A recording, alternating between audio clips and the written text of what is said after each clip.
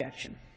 Madam Chair, my amendment ensures that utility districts are not unnecessarily and unintentionally limited from protecting their own information, and ultimately will lead to a broader and more effective information sharing structure, leading to better cybersecurity across all critical infrastructure.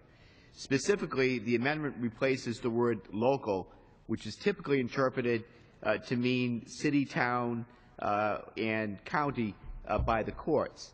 Such a definition, I believe, could potentially leave out special districts that provide utility services like the Saltwater River Project, the Central Arizona Project, the Metropolitan Water District of Southern California, and other smaller special districts.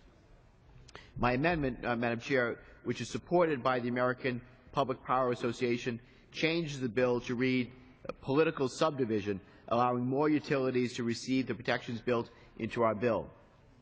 In doing so, it also makes the language consistent with the preemption provision in the bill. If not amended, this legislation could subject utility districts to additional requirements if they share threat information, effectively creating a deterrent to participation, precisely what we want to avoid. Now, we know that myriad threats are arrayed against the networks that run our critical infrastructure, and we must ensure that the utilities, which are the front lines in the cybersecurity fight, are properly protected. Now, I have long advocated for minimum standards for utilities, but absent such standards, I believe that we have to make sure that as many utilities as possible have access to the best possible information, defend their networks, and are able to share information about the attacks that they experience.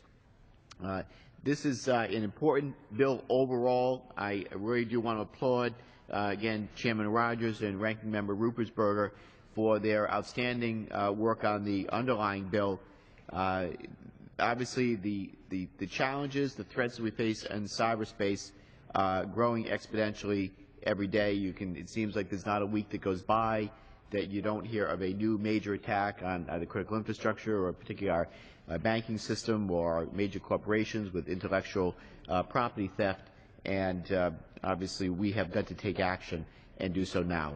Failure to do so would be really an abdication of our responsibility. I'm disappointed that the bill didn't pass last year. I know how hard the chairman and ranking member worked on this legislation, but clearly our adversaries or enemies have not taken a hiatus. They are actively engaged in cyber attacks or threats of intellectual property or identity theft, and the list goes on and on.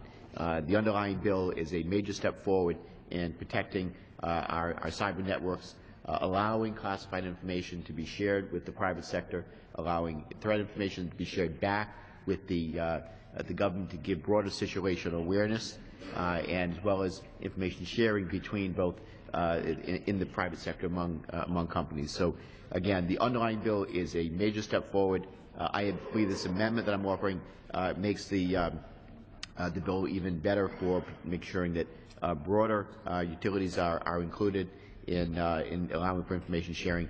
I urge my colleagues to support this common sense amendment and the underlying legislation. I reserve the balance of my time. The gentleman from Rhode Island reserves the